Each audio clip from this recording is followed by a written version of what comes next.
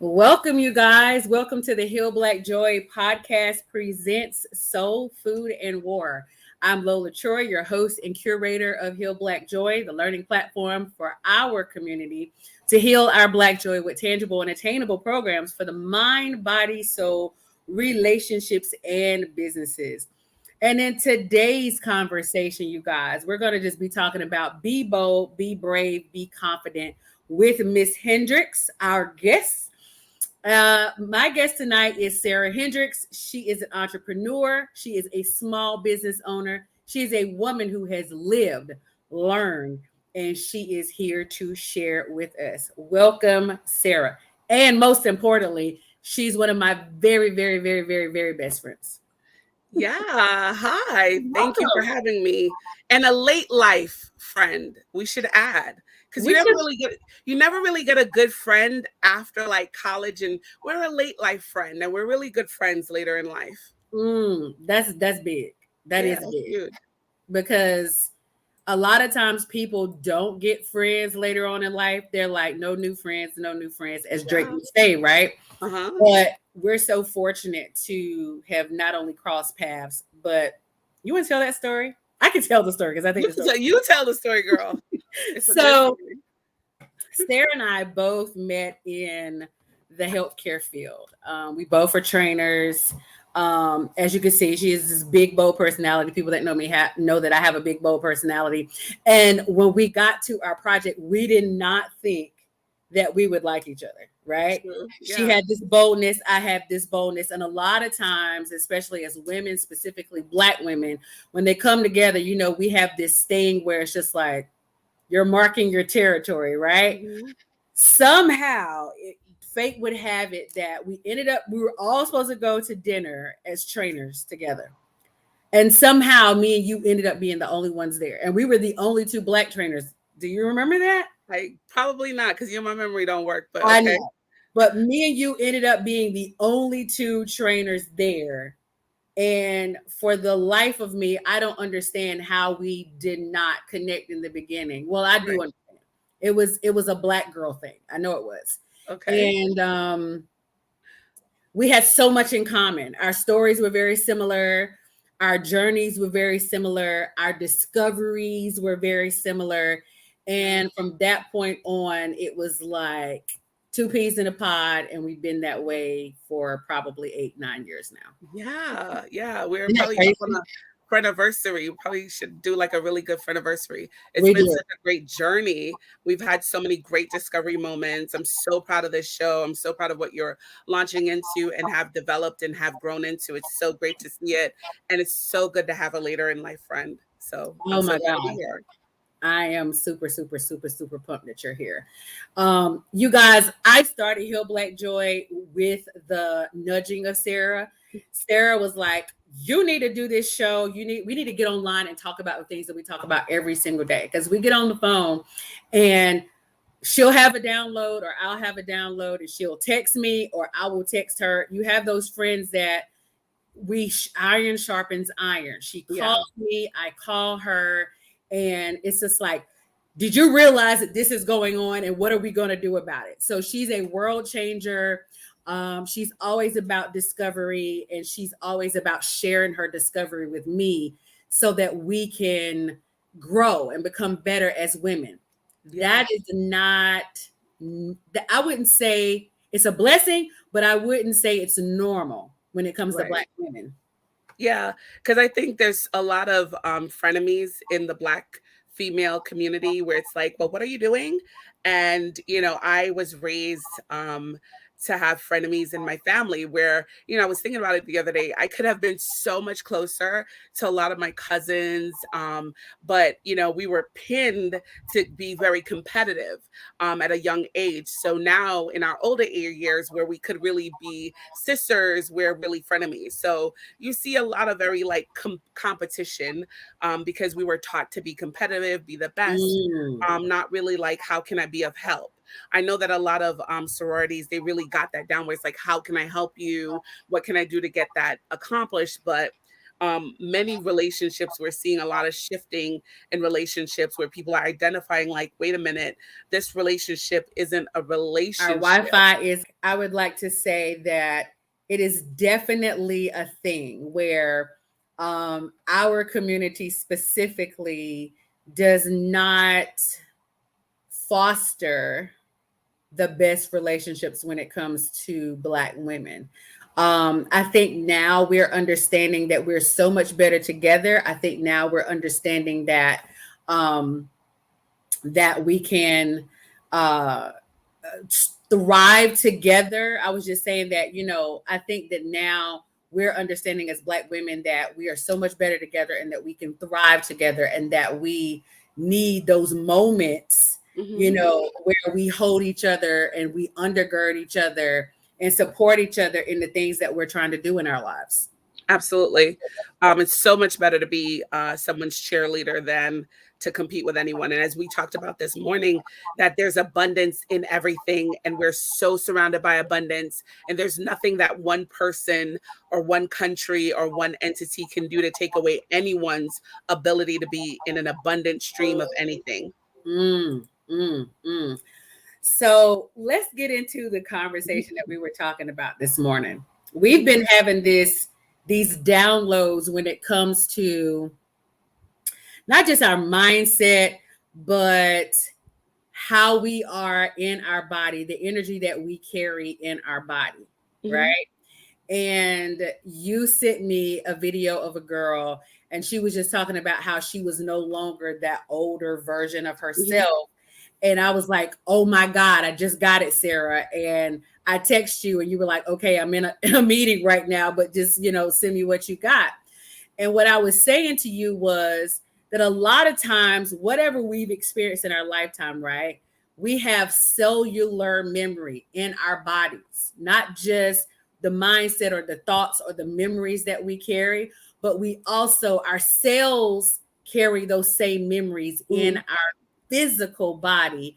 And so a lot of times when women struggle with weight, when women struggle with certain issues physically, they don't realize that their cells hold the memory of the trauma that happened, even though they feel like they've healed, even though they've mentally, spiritually, emotionally feel like they've healed from those things. Their physical body holds the cellular memory of what has happened physically. So you could really say, you know what, I'm healed, but then your body is holding on to that trauma that happened in a previous time in their life. Yeah. So it's actually so cool that we saw that video because that was something I think I've been trying to communicate that to you for years. Because I kept saying to you, like, I feel like I'm stuck in this energetic pattern. Because I was going through some difficult times and I just kept saying to you, like, I just can't think my way out of it because I Mm-hmm. felt like I just kept getting the same thing. And what's happening, I think the best example is the snake is the best example, right? I don't know if it's a year, I don't know if it's a quarter, they shed their skin. We Mm-hmm. have to shed our mindset. We have to shed everything that we know. So to get to a certain place in life, we have to shed it. So there's a brilliant book called The Body Keeps the Score. And in that book, Mm-hmm. the author talks about how trauma, past memory is literally held in our DNA all the way back from slavery. So these things happen to us and it's held in our cellular body. The Mm. trauma, the pain, the time the teacher told you you weren't good enough, you literally stuck that in your body and you're carrying it. So if you ever want to accomplish anything, if you feel stuck, if you feel like you're literally in a hamster wheel, or if there's an area in your life that you just really feel that you can't cross over, I promise you, it's stuck in your body. Things that you can do to get it out of you is Reiki, yoga, breathing exercises, tapping, but you literally have to get the trauma out of you. Mm. Some people Maybe their parents were not ready for them to come into the world. And that trauma of their parents, how are we going to feed this child? Your mom having a tumultuous pregnancy, that's in you, right? That time you were like conceived in a very, very unstable time. So you may, experience having difficult finances, or you can't make a decision, or just different things. But there's a great book called The Body Keeps the Score. I know Lola could put it on her website, but I put it in there. it talks about how trauma is held within us. So a lot of times we keep that. So we literally have to shed our skin, just like a snake. We have to shed it. And during the healing process, which this woman brilliantly, we could probably find the TikTok and credit her. You are not prepared to mourn the person you were, because you have to let that person go. She got you to this point, and you and I both experienced that. I don't want to share too much, but just No, really yeah. like the last couple of weeks, we were both like crying on different occasions, because we realized like, oh my God, we've achieved a lot of success, but it's time for us to go to the next phase. And this next phase meant that we have to let some more stuff go, that we were comfortable with, that we were, so used to. But the more you grow, the more you have to let go of the behaviors, mindset, thought processes that no longer serve the greater purpose of where you want to be. And yes, you have to mourn that person. You have to let her go, Mm. even though she has brought light, she has brought joy, she has brought you out of a dark period, but that person is now moving on. Now, how bold is that to mourn the old Yeah. version? Oh my gosh. Remember we talked about we don't even talk about mourning, the fact that we can mourning disappointments, right?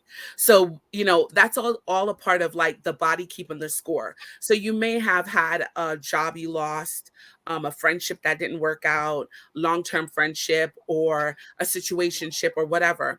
And we just suck it up. Okay, well, it didn't work out, whatever. And we just go on to the next. You need to pause, right? If Mm. you lost your job, if you didn't get the job that you really worked hard on, or the presentation didn't go well, or whatever, it didn't work out, that's a tear on your heart.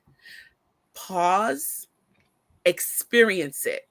We never experience the pain. We stuff the pain, we hide the pain, we Mm. ignore the pain, but what happens is the pain plays behind us. So that's why sometimes, I know it's a lot. You see people have outbursts, people are angry, or different types of things will occur because they never experience the pain and release it.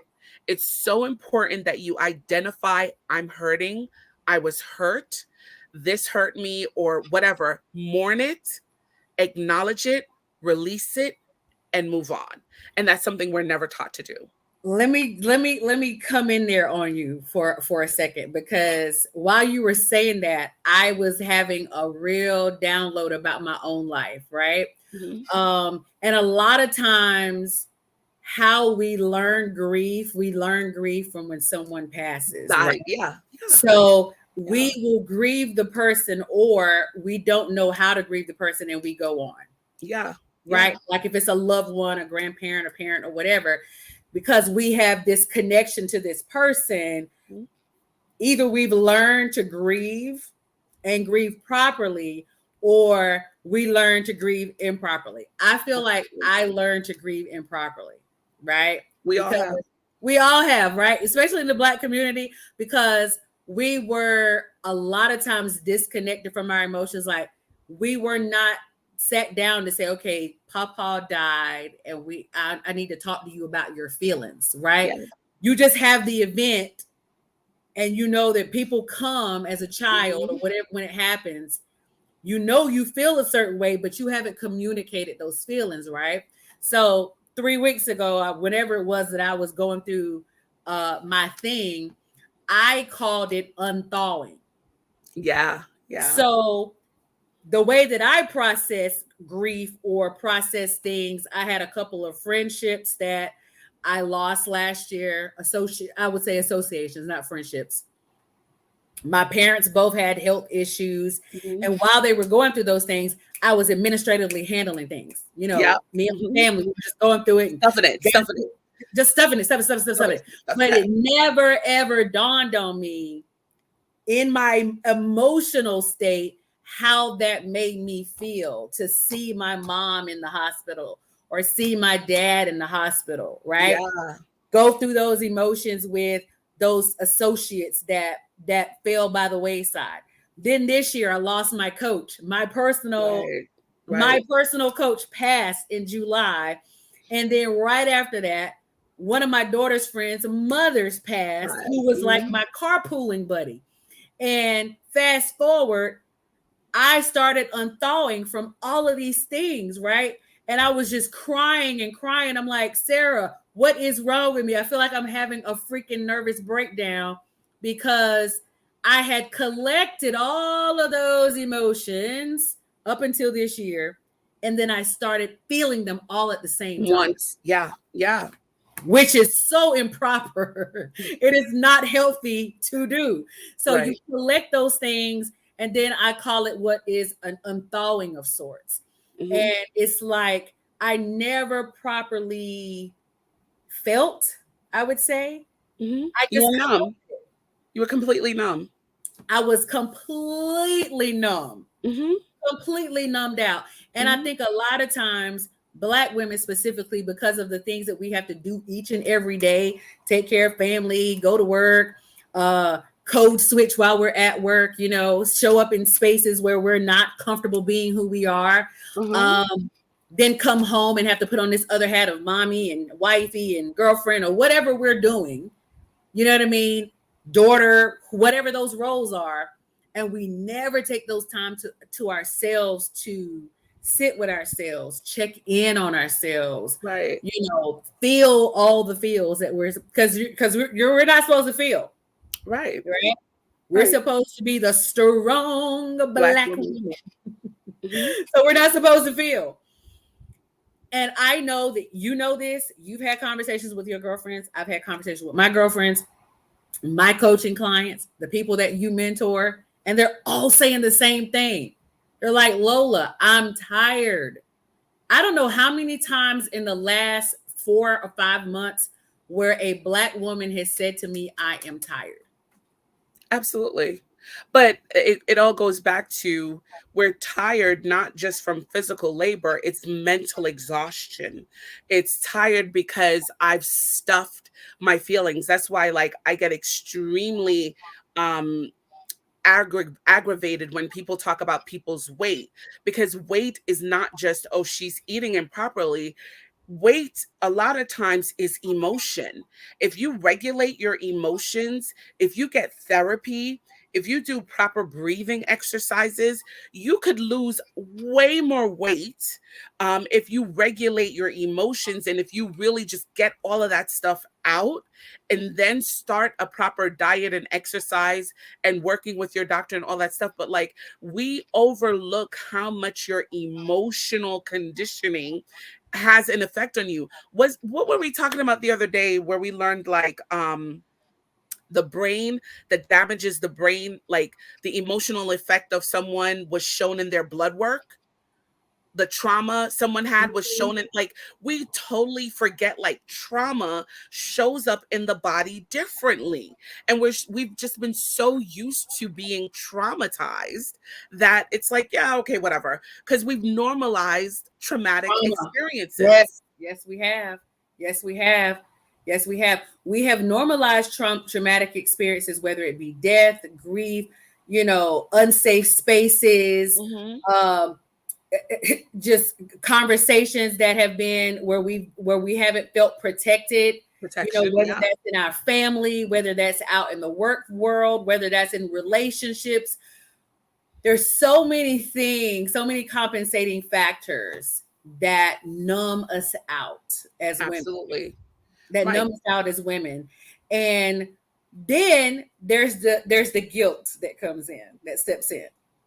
Because if you are supposed to show up as a strong Black woman, when do you ever have time to grieve? Or when do you ever have time to just feel? You don't. A And lot of society's okay with that. a lot of people don't know that they have the option to feel. Right. Right. That's so sad. That's Yeah. so sad. We've talked about this, Sarah. We've Yeah. talked about moments where we didn't even feel like we had the option to feel. Absolutely. This conversation is a must because there's somebody out there that is going to hear this and they're going through it right now. They're going through it and they don't even think that they have the option to show up for themselves. But they're showing up for everybody else Else. and everything else. And Put it at on the some map. point, let me tell you, especially when you get in your 40s, ladies, when you get in your 40s, because from a physical standpoint, you're dealing with perimenopausal stuff happens, right?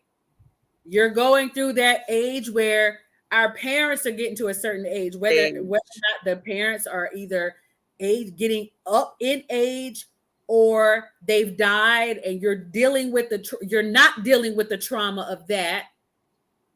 So we're in that age range from the 40 to 60 range where Yeah. we're dealing with a lot of things. We're talking about retirement, we're talking about menopause, we're talking about kids getting out of the house and going off to college and going off, becoming young adults. So there's that thing. That's a trauma too, because now that role has changed. You're not needed in that area anymore to be the mom. Well, you created the wrong role in the first place. Because the first Mm. role is for you. You're the first role. And then everything else is your sunlight radiating over your children. Wait a You minute. Hold on. Stop, pause, rewind. Say that once again. Yeah, your first role is for yourself. And then the goodness that you give yourself radiates over into your children. And then they take from that because they are here for themselves. Can we Not, talk about something though? Can I add something to that? yeah. What happens to the woman, and this is a lot of us, where our identity has been caught up in the roles, not knowing who we are, not knowing what we want, not knowing what we need, because we were never taught that that's what we should be doing. Our personal identity has been wrapped up in the roles of everything in relation to being somebody's daughter, being somebody's mom, being somebody's sister, being somebody's wife, being somebody's girlfriend. And if any of those roles change, if your kids get out of school and they're off to the masses, to adulthood, then you're left. There's so many 40-year-old women that are going around like, I don't know what to do with my life because my child doesn't need me anymore. Well, They never, ever tapped into personal identity. yeah.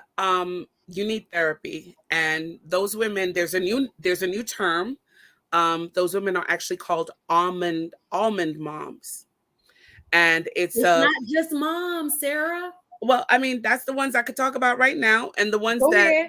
the ones that are girlfriends and that have lost their self-identity. Um, so the term almond mom is something that psychologists are dealing with now. They have become codependent on their children. So the core of it all is codependency, right? So you've never self-identified for whatever reason, because normally people who don't self-identify, and first of all, I am not a therapist. I am just a well-read woman. I have been through therapy. I am in therapy. Please talk to a therapist. Please read books. Please get your own information. I just read profusely. But right now in psychology today, the term is called almond moms. And they are women who literally have become codependent on their daughters. And they are the ones who are like, don't eat this, don't eat that. They never did it, so the daughter has to do it. And it's really the foundation of it, the psychotherapist said, is codependency. She Mm. never got to do it. Her daughter has to do it. She was never the thin girl in high school. Her daughter can now be the thin girl in high school. And for those women, the core of it is therapy. You have to heal your childhood wounds. You have to heal your mother wounds. You have to heal your father wounds. Whatever stole your identity, whoever told you, again, like we talked about, at some point in your childhood, in your babyhood, you were told you're not good enough, you're not this, you're not that, and you have believed it. So you morphed your identity into your husband, into your best friend. You have blanked yourself out, and only therapy can get you out of that, where you Mm. can identify, who am I? What do I want? And you can walk yourself out of disappointments. And let me tell you, it's going to hurt. It's going to hurt. You're going to remember some stuff you forgot, that you chose to forgot. It's like we are computers, right? And a lot of times, I don't, if you're not into computers, I'm going to try to make it really simple. It's like you have a hard drive and you stuff it, you stuff it, you stuff it. So certain things just automatically delete because the brain cannot keep it. So your Mm. brain has all of these things in the background playing. The time that Timothy told you you weren't pretty enough, so he's not going to take you to the school prom. Your brother probably told you you stink. Or, growing up in my household, I had people telling me I'm a white girl, and all of these other types of things. They're playing subconsciously in your brain.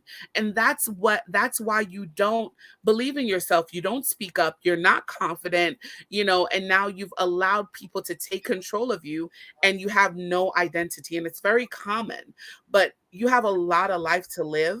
And if you are open to taking these experiences, and I wrote down a few things, so then we're at 30 minutes. Some things that Lola and I say all the time is, everything is a lesson if you allow it, right? So Mm. we all face incredibly difficult situations. And yes, what may be difficult for me may not be difficult for you.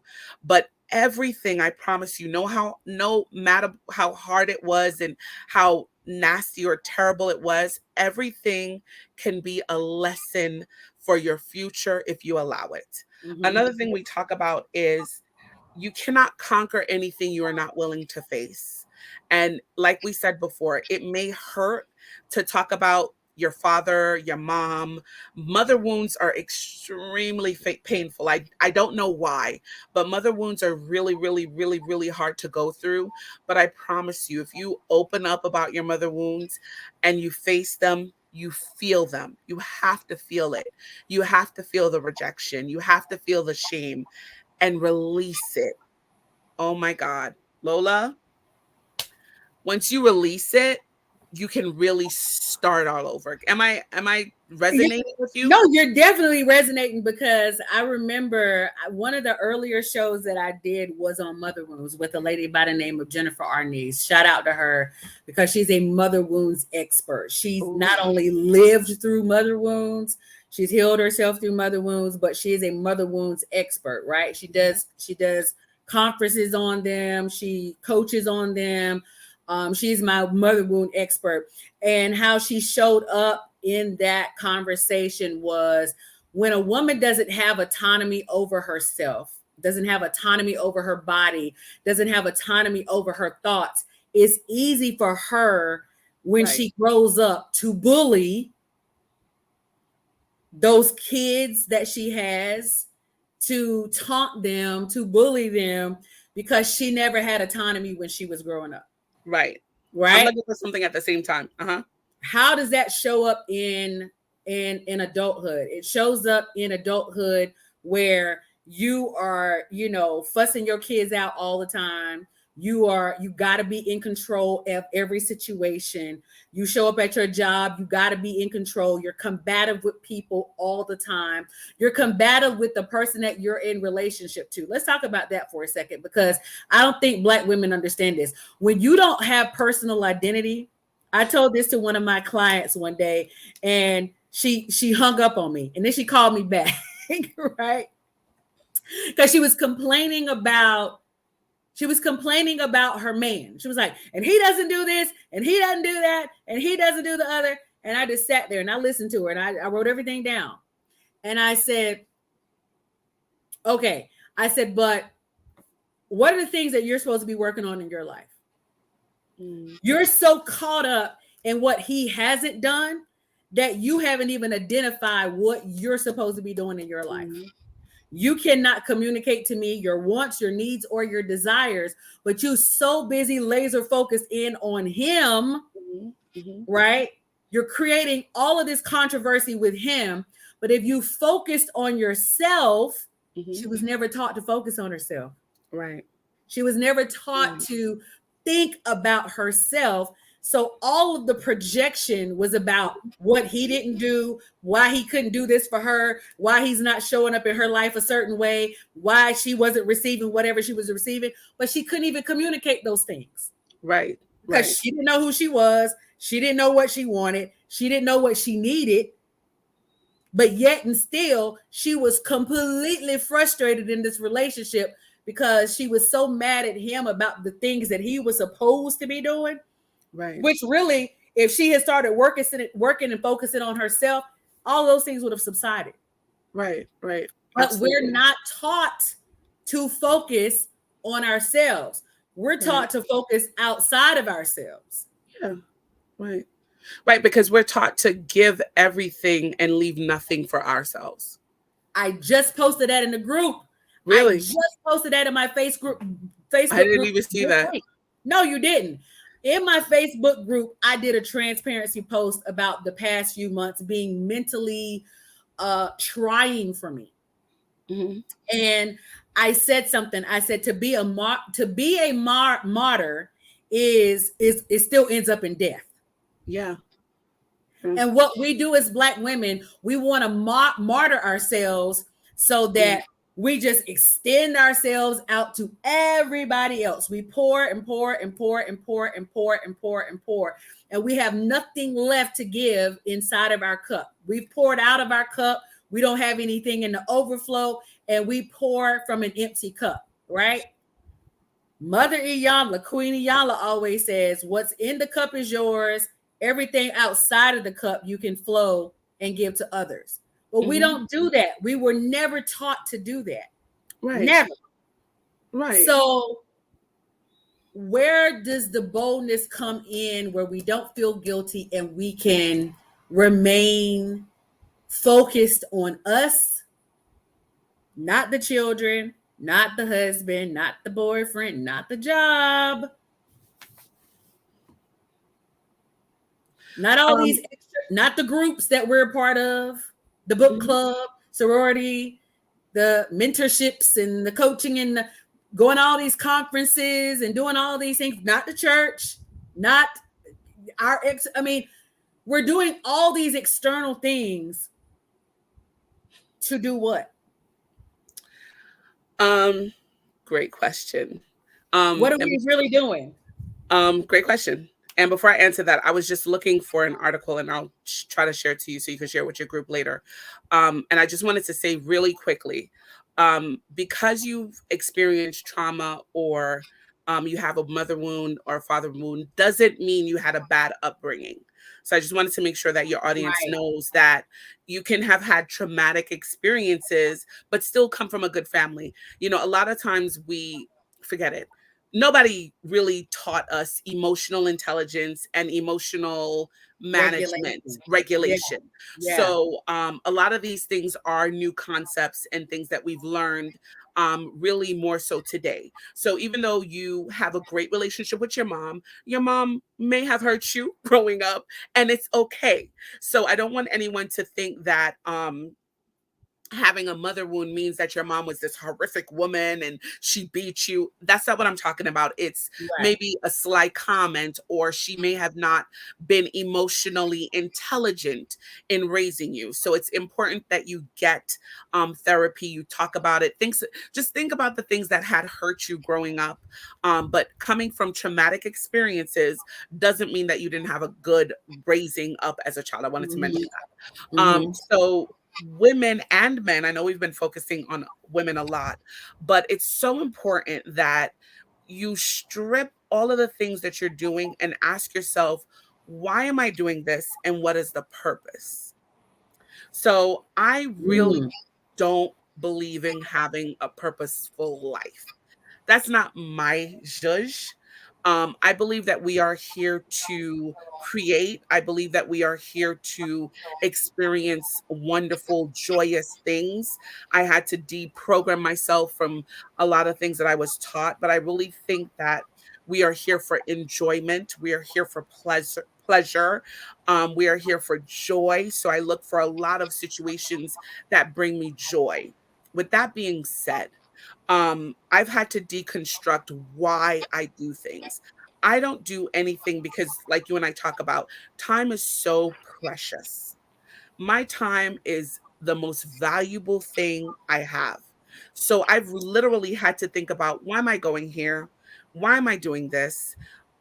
At this side, on this side of the mountaintop, honey, once I get a phone call for a party, I just need to know who's hosting it because I already know the rundown. Once I know who the host is, I know if I'm going to skip or skip two.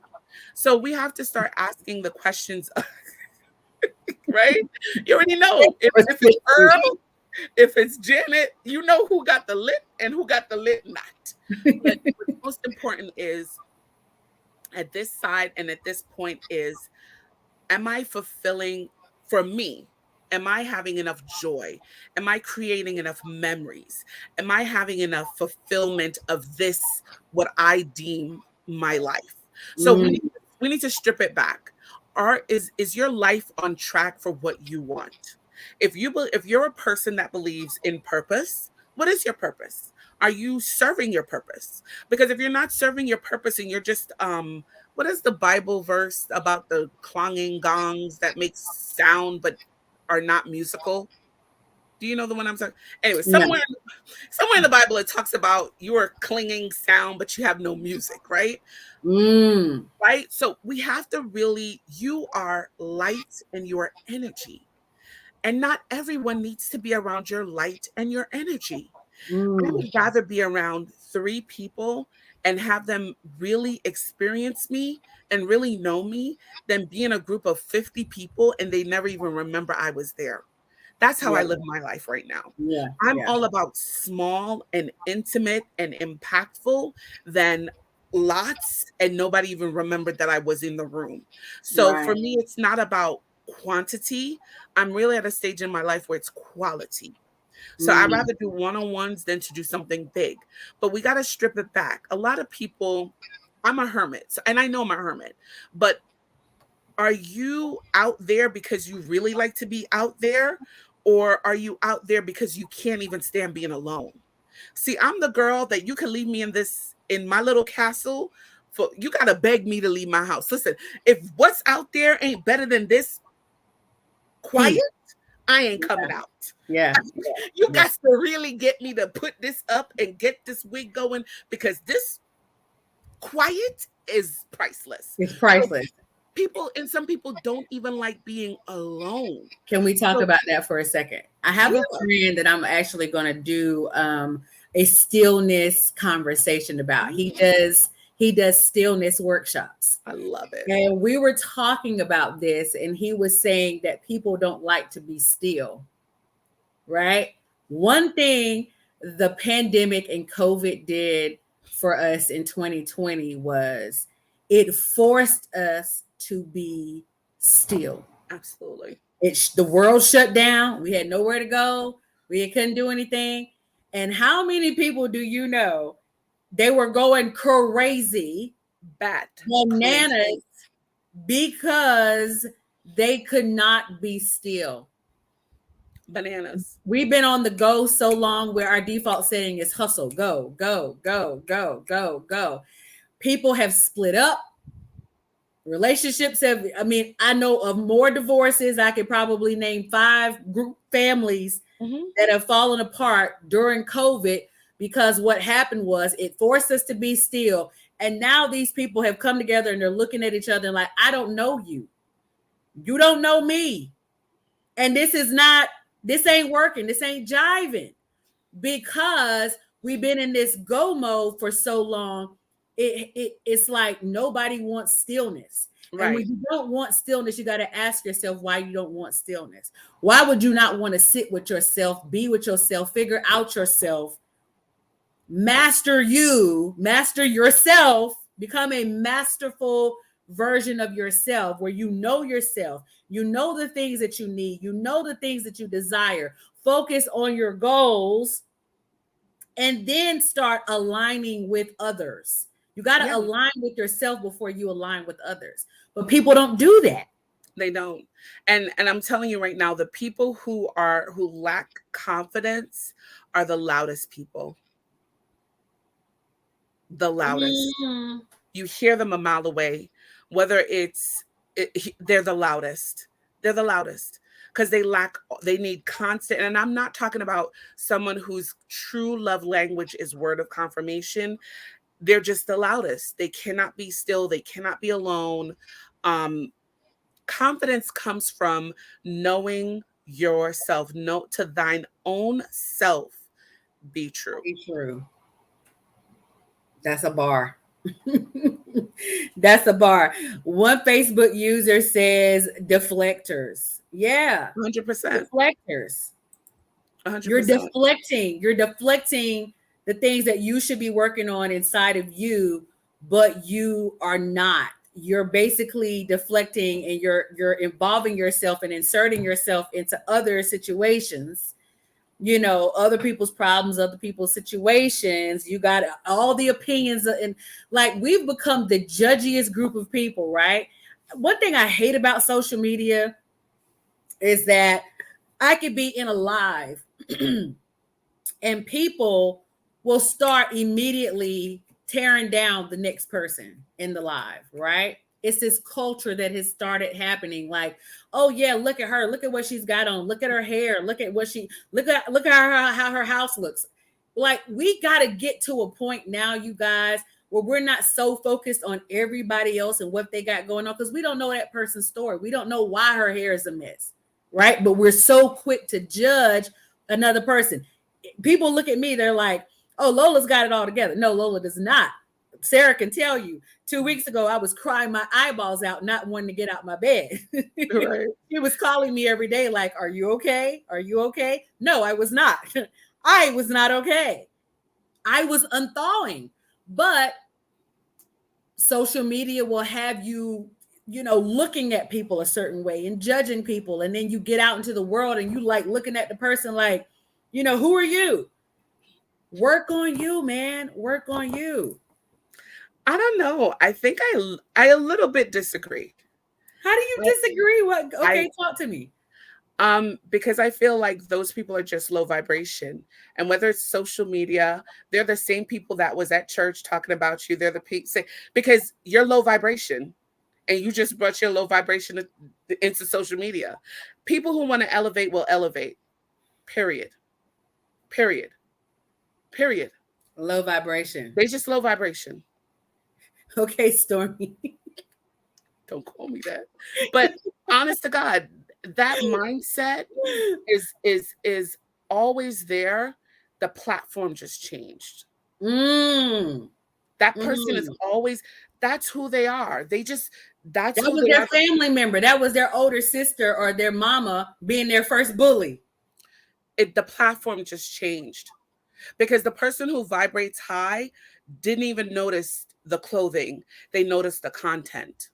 And honestly, I've been listening to a lot of different like marketing strategists, and they're moving off of social media because they want more. I agree with you. I agree with you of not Right. yeah, but people like that are just low vibrators and they're always here and they just change platforms. Let's talk about low vibration versus high vibration and what does that mean in the construct of being bold and brave and confident? Because someone who's a low vibrator is not someone who is confident. They're bold. They have boldness when it comes to low vibration. But when it comes to the decision makings and the things that they say, the things that they do, and how they show up in the world, it's not the same. It's very inconsistent. It's very a person who is not confident, a person who's super insecure. So explain that so people can understand, because a lot of people don't understand vibrational matches or energy. You know what I mean? Like, we know what it is, but to a person that doesn't understand vibration, Mhm. explain that for them. Yeah, so energy never dies, right? So first we have to understand that we are in human suits, right? So this time space reality, being here on earth, and being in this realm, whether you're Christian, Hindu, Buddhist, there is some form of the same common understanding that we are in this time together. And while we're in this time together, we are in a human form. But outside of this human form, whether you believe you're a spirit, whether you believe you're an angel, outside of the human form, you are an energy.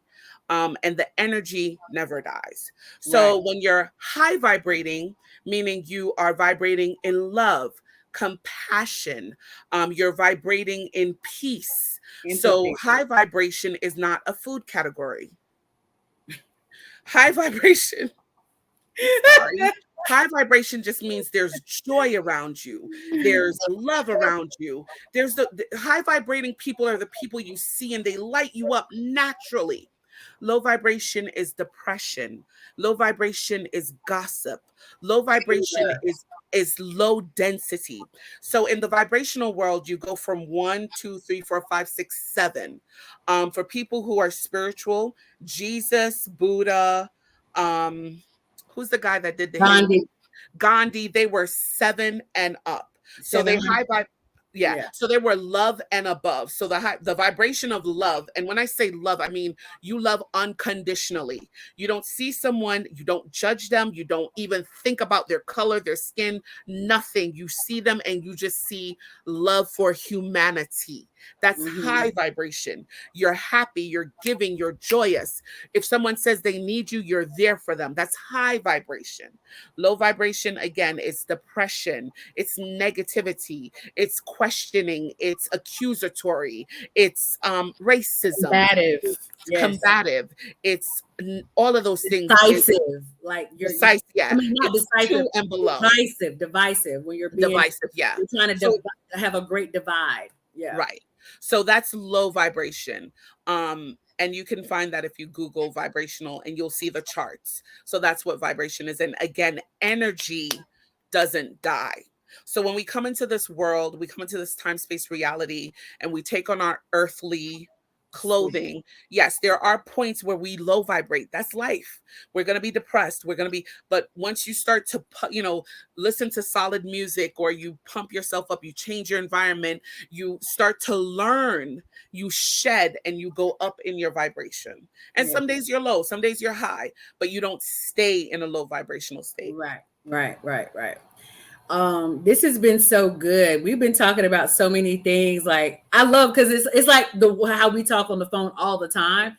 So people are getting an insight to our conversations that we have on a daily basis. Let's get into some other things. I know we talked about low vibration, high vibration. We've talked about shedding our thoughts, that suit of negativity, and not holding on to the trauma. We really got to let go of that and release that in our body, because our body keeps the score.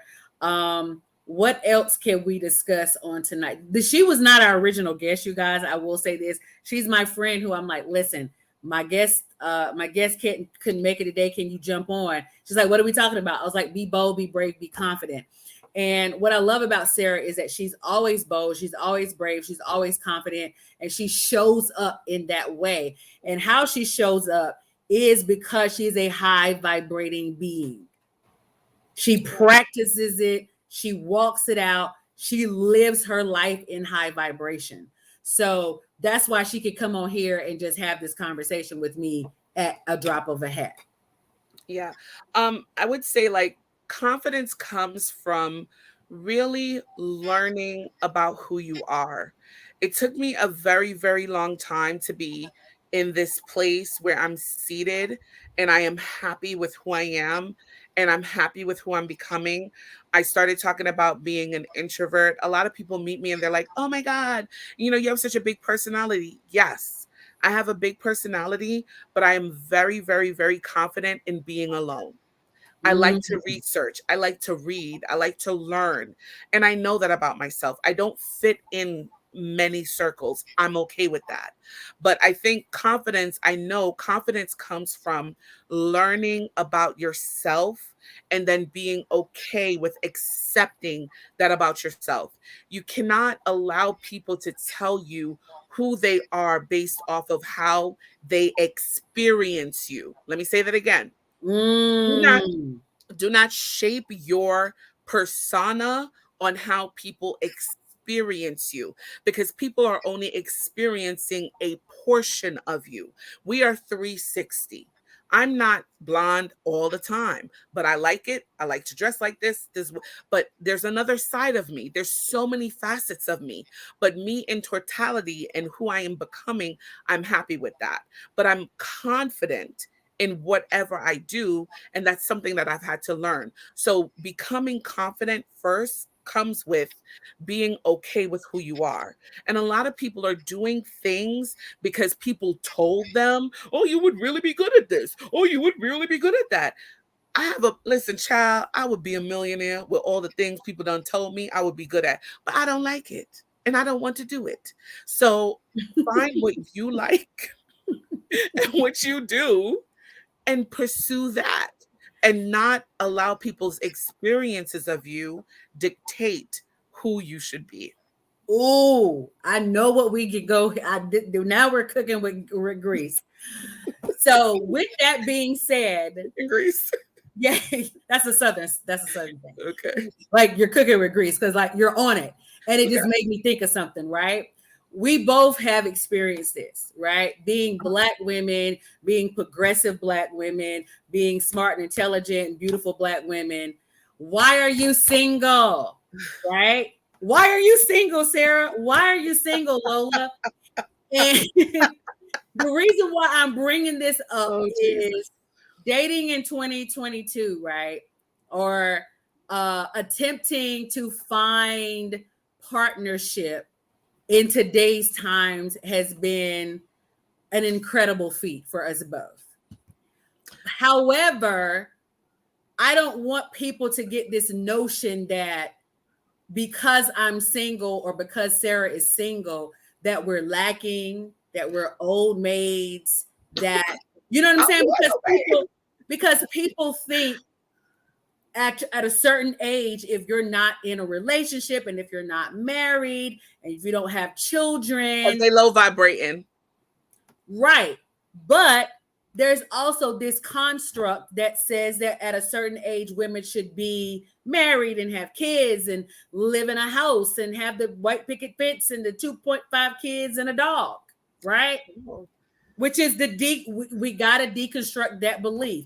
I will say, I have to admit, at some point in time, and I started doing a carousel. I started creating my carousel whenever I start talking about dating again, and I have this conversation, not talking about me dating per se, but having the topic of dating on the show.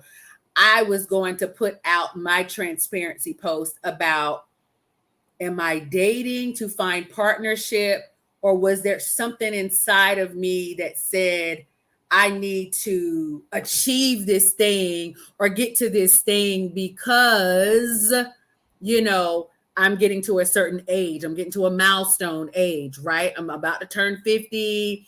I don't want to be the old woman with cats. You know what I mean?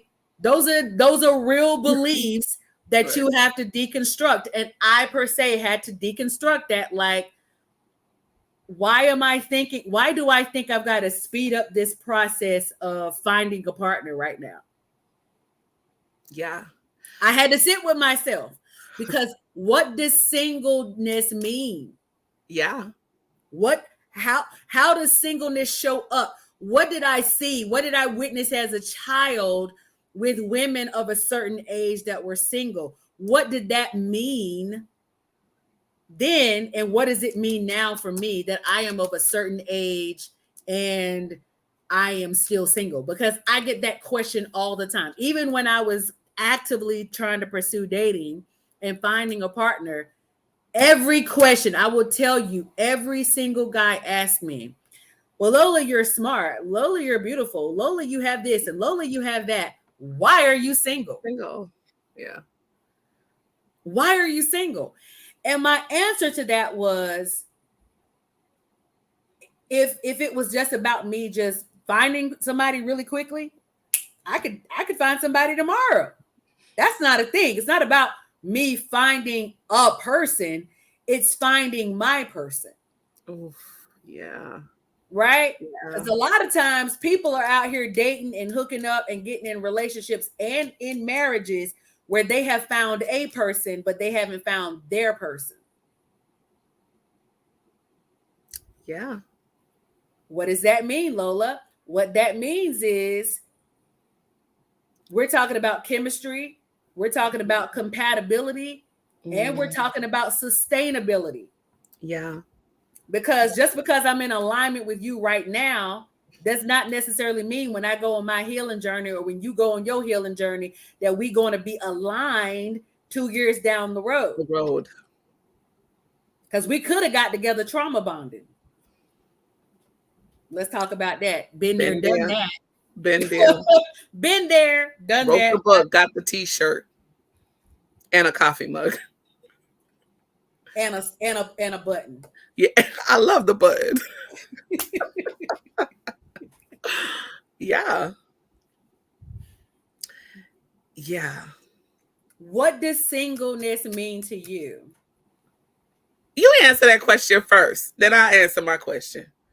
Well, singleness for me means, that I have the autonomy to be my full, bold, brave, confident self. Mm. And it allows me the space to achieve and do the things that I want to do and focus on the things that I need to focus on for my life, my purpose, because I do believe in purpose driven life. Okay. Um, and it also allows me discovery. Yeah. It allows discovery for me. I think me being in a relationship would hinder me per se, personally, from discovery. Mm. Because if I'm in a relationship, I know this about myself.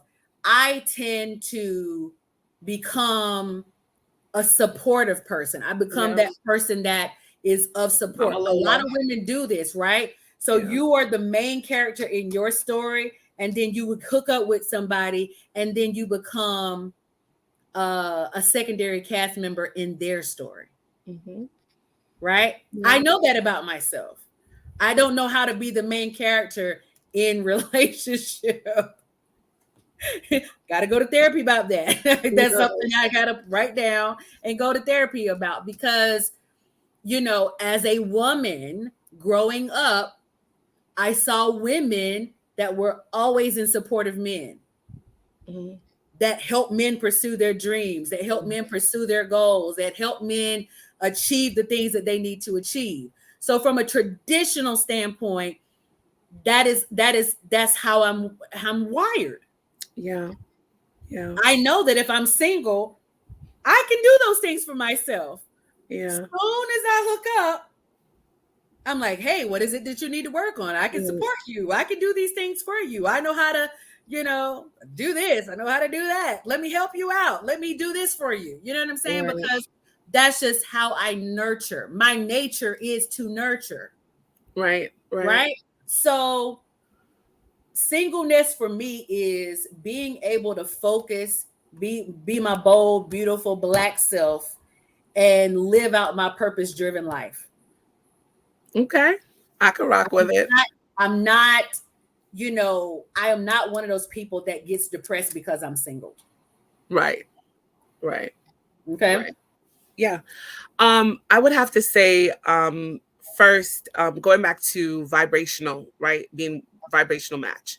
So, because we are energy, we're gonna attract energy to us, right? So I want you guys to picture like energy matching energy, right? Mm-hmm. So I know that I have a bright energy. So my partner has to match my energy. So if my partner doesn't match my energy, it's just not gonna work. So I'm okay with that. And that's for jobs, that's for friendships. A lot of times when you and somebody fall apart, it's really because you guys are no longer a vibrational match. And you can Mm, think of it that way. You can, explore it. Google vibrational match and you'll learn so much more about it. So you have to be a vibrational match for your partner. And a lot of times people force it and they break up in a nasty breakup or whatever. But anytime you meet someone and you get that, it ain't a match. Okay. Let me just tell you straight off the bat. When you meet someone and it seems good, you have to listen to your gut, and that means they're not for you. mm-hmm. Um, if you asked me this question literally 3 years ago, I would not be able to answer it because I was so on a path of like, I need to be married. I want to have children. I'm supposed to have a husband. The universe owes me. I did it. I got my education. I'm beautiful. This is what I'm Right. owed. But I'm healed. I grieved. I cried. I let it go. I had to feel the pain.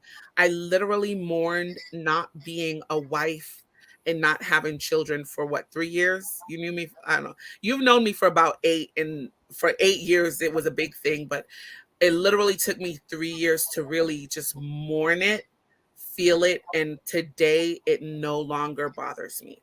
And no longer resides. Yeah. If I get married, great.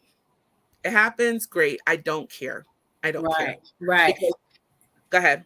And the thing about marriage, because everybody's like, well, because I've been married and I've gone through Mhm, divorce, and people that have been married, some people can get married and they go through divorce, mhm. and let's say they failed at marriage, but they amicably divorced, right? Right. Me Mhm. and my ex, we failed miserably at marriage and we failed miserably at divorce. Right. Right? We didn't have the emotional tools to amicably divorce. Mhm. So when somebody says, do you ever want to get married again? There was a one period of time where I was like, I will never in No. my life, never, ever, never, ever, I will never, ever, ever do that thing again. Right. Right. And I mourned that version of myself that Mhm. allows me to not feel that way. Right. Right. Right. Because I can get married again. Mhm. I know that it's not necessarily a desire per se, Mhm. but if my person Right. came about Right. and my person inspired me enough to take that step in commitment, yeah, Mhm. I could absolutely get married again. But I Yeah. will not get divorced again. Got it. Got it. I would Yeah. not go through that again. Yeah. And for me now, I'm so much happier because I'm clear on what the relationship needs to be, right? So, number one, I have to have some form of autonomy. I know who I am, and I'm no longer going to change myself to appease a man. In the past, I would meet someone. He likes this. I'm a redhead. I'm a this. Whatever he said he wanted, I would morph into. Not doing it. This is who I am. You got to take me as is. I am Mm, all about self development. So if I'm laughing really loud or whatever, if there's anything I could do to be a better person, got you. But if I have to change Sarah to be your woman, never happening. Number two, I don't do struggle love. If you're not financially fit, if you're not independent, if you don't own where you live, if you don't have a roof over your head, if you're not driving the car you work, we're not doing, I'm not, baby girl, we don't do struggle love. It's a no. It's a no. not Number happening. three, I don't do toxicity. So I don't, I speak loud because I am a Caribbean woman. I'm from Brooklyn. I speak loud, but I don't yell. So if you start yelling at me, start speaking demeaning, it's not going to work. So I'm very clear on what the relationship needs to look like. And that's the only thing I will expect. I'm not going through the trenches with you. I'm not a ride or die. I am in my soft life era and I need complete peace. You have to bring peace to my life. And I'm learning right now. I'm on a sabbatical from dating. I'm not looking. I am not looking because I've met so many people that really don't know what peace is. You guys hear this? quiet. I don't like ruckus in my home. I don't like, people that come and go and I'll be right back and he's gone for 10, 20.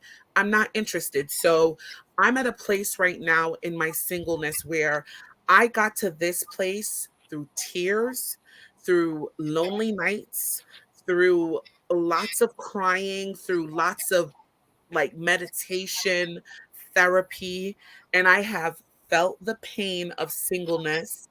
I felt the pain of feeling rejected over and over. Sarah, you're beautiful, but Sarah, you're beautiful, but Sarah, you're beautiful, but I went through that numerous times. I've watched multiple women get married over me, whatever, whoever, whatever. Bless them, ashe. I'm still beautiful. I'm still a gift. I'm still amazing. And that is my journey. Why is it my journey? I don't know, but I'm at peace and I'm happy and I have a lot of joy. I have a lot of love to bring to anyone that is going to take the ride with me. That's a vibrational match and will take the ride with me. And I don't feel that love is forever. So when, if we do get into something and it's a 1 year thing and we rock it out for a year, I'm good for that because I've deconstructed what love has to be. Let's talk about that. We got a few more minutes. Okay. When you say you're not holding on to love being forever, Yeah. what does that really mean? Because I don't think people understand that they could be in a relationship. I'll give you an example.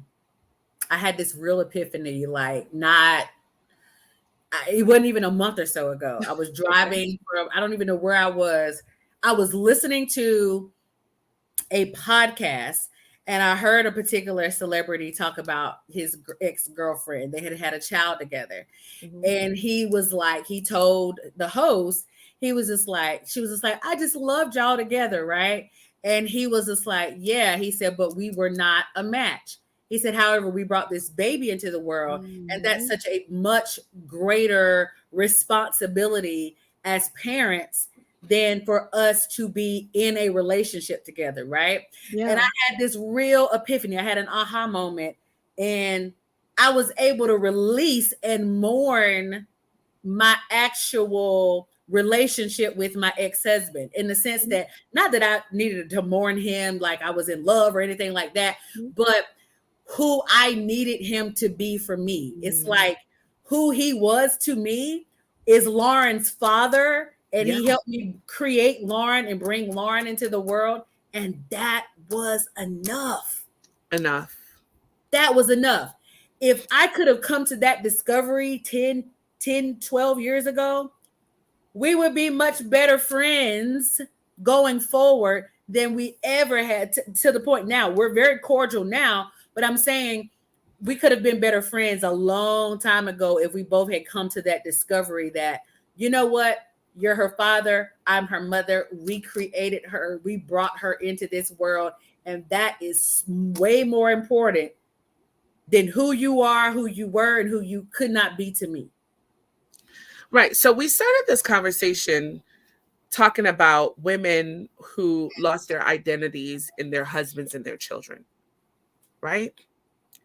And that happens because they don't know who they are. I know who I am.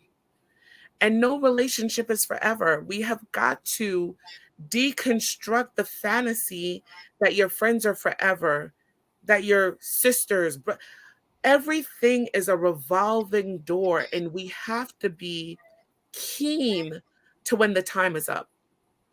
You When have to God be has left the keen building, when God has left the building. And that not could to a be job. about your job, closest friendships, family friendships. Like you just got to be aware that nothing is to be here forever. And I'm okay with that. I'm okay if this love is a 2 year love, it's a 3 year love, because I've trained myself not to build my identity on something that is fluid. I want fluidity. Yeah, yeah, yeah. And it is okay to mourn it when it Absolutely. leaves. And mourn it. So that because I'm so clear. that what's ahead of me, what's in front of me is always better than what's behind me. If you're leaving, if for whatever reason this friendship has seen its best days, it's because God's going to bring in something better. And that next thing is going to blow me away. It's going to blow you away. But I want to always be ready for change, because change is where you grow, where you blossom. Because my Yeah. change always brings me to the next. It never brings me down. And we've been programmed, like we said before, that we always think that change is negative. Was it that change is negative or it's painful? Whatever. We have to deconstruct the idea that change is painful and negative, and understand whatever is in front of you is the best, because what's behind you is already gone. Mm-hmm. Mm-hmm. That's good. Okay, I got one last question for you. All right. So you know I changed Hill Black Joy podcast. The Hill Black Joy podcast presents Soul Food and War. And I want to ask my guests, what is your soul food story of your life, or one soul food story of your life? And what is one war story of your life that you can share with us that we can get a nugget from? So war story meaning like the most difficult. Not necessarily the most difficult, but a difficult time, a difficult moment. Um, gosh, it's a really good question. It's a really good question. Um, I think my war story would be in corporate America. Um, I'm at a place in my life right now where I will never go back to corporate America. I've been shamed, shunned, judged, uh, prejudice, racism. I've had great mentors in that arena, but I've been judged more than I've had people celebrate me. And Mm, my war story is I will never code switch again. mm. I will never Explain code what switch. code switching is for people that don't understand what that is. So, I am a professional woman. I speak eloquently. But when you do get into an environment that is primarily Caucasian, Hold you, on, hold on. Because I'm your friend, I think yeah, people need to understand. I know you did not want to go there in my intro with you, but this girl has been a TV producer. She's a junk college professor. She is a radio host. She does all of these things, and she didn't want me to give you that. But I think that it's imperative that I say that so people understand your story and what you're about to yeah. explain. Thank you. And I just didn't want to talk about it because I feel like she's gone and I'm ready for the new. But Mm, so I have decided that I'm not going back to I'm not going back to corporate America. That's my war story. I have figured out how to fully support myself with my business, and I'm not looking back. I'm not making another resume. I am not looking back. And that's my war story. I've been in too many situations where now I know it's called microaggression. right. So I'm not going to subject myself to the mental abuse of these companies that claim that they want to have diversity and integration, and they don't. They diverse, but they don't integrate. I'm not doing that anymore. That's my war story. So yeah, yeah. That's your war story. Tell me your yummy story. What's the yumminess of soul food? My soul food is that I am completely at peace with myself. If I were to transition to the other side tonight, I would feel completely comfortable with all the work that I've done. I am at a place where I am completely satisfied with myself. I want to continue to grow and learn. I want to learn from different people. I want to learn from different cultures. But if I transitioned, I would be so happy, because as I am right now, I am completely enough. It has taken a lot of tears, a lot of therapy, a lot of conversations with you and other really, really close friends, but I am completely satisfied with the woman I am today. Mm, that's big. That's big. Thank you so much for that. Thank you. I do have to say to my Hill Black Joy tribe, my group, my Facebook group, and those that will tune in to this, on YouTube and other spaces, and our audio. Now that we're on our podcast, uh, you can tune in on Spotify, Apple, as well as Google Podcasts. Um, I have entered this contest. I know me and you've talked about it, and I had to deconstruct that the other day too. But I entered this contest, Fab Over 40.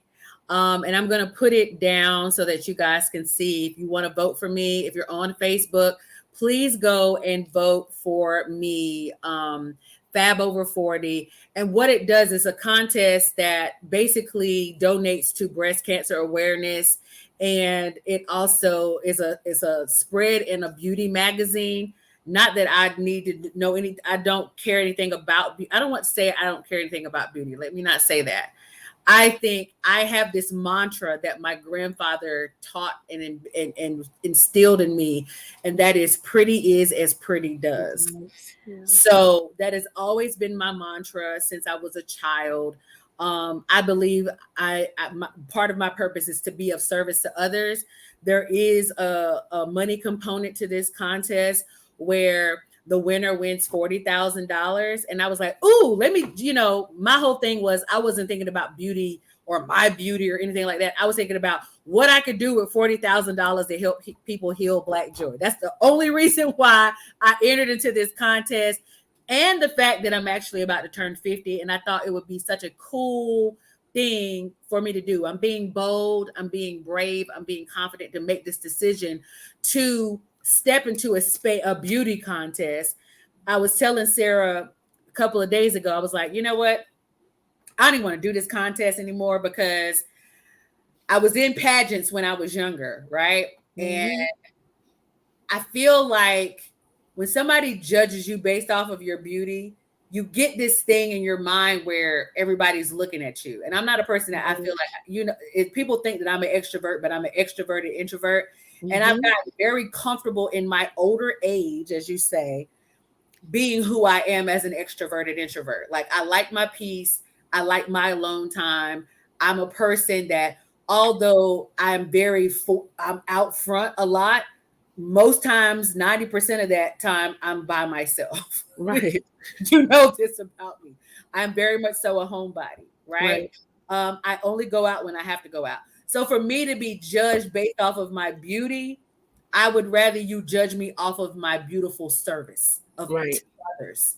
So I am asking you guys as Facebook friends to join in and vote. You could go to my Facebook page. You can go to my link tree. There is a link that takes you there. If you vote, there's a way that you can vote, an option where you can pay to vote, which donates money to breast cancer awareness. And then there's a daily free vote as a Facebook. If you have a Facebook profile, there's a daily free vote. Ooh, So if you guys could do that for me, that would be yes. wonderful, because $40,000, I could bring content. I could do a contest. I could do a conference. I could bring more people on to talk about the things that plague us, that, allows us to not only learn from our trauma, to grow from our trauma and heal from our trauma. Yeah. So you guys could do that for me. I would greatly appreciate it. What else can we talk about, Sarah, before we get off? I think that's it. I think, just to wrap it up in summary, just some notes that I had taken earlier, to be bold, and to be confident is, first, remember, you got to heal. Whatever you don't face, you cannot confront. So please get healing, and it will hurt, and it's okay. There's so much beauty on the other side of your pain. It didn't happen to you. It happened for you. Everything is a lesson.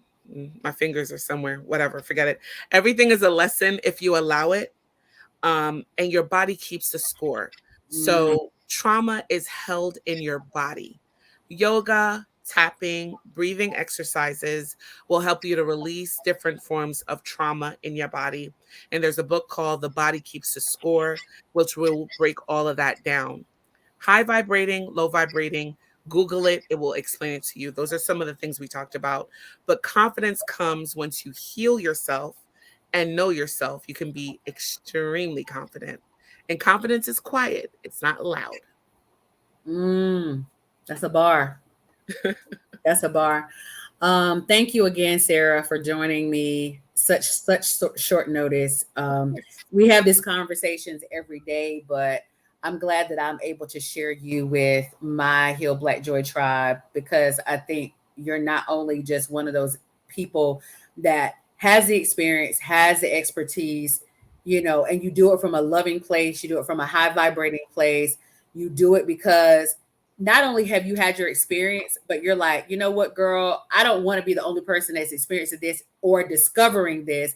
You're always so willing to share in your experience what you've learned from it, Yeah, how you've grown from thank it. you. And you're so transparent and vulnerable in the sense like, girl, you'll call me like, girl, can you believe X, Y, and Z? This is what happened to me, but I need to share it with you because I don't want you to experience this. Or if you are experiencing this, I need you to go read this book. Please go read Thank this you. book, right? So thank you so much for just stepping in, being my friend that sharpens my iron daily, because Likewise. we talk every day. Um, and I'm just glad to be doing this time space reality with you. Likewise. And I'm so proud of your show. So all the way up, girl. All Nowhere the to way go up. but up. We're going up. We're going up. Thank you, Heal Black Joy Tribe, for tuning in each and every Thursday night at 8 p.m. Eastern Standard Time. Um, we're going to sign off. Bye. Be bold, be brave, be confident.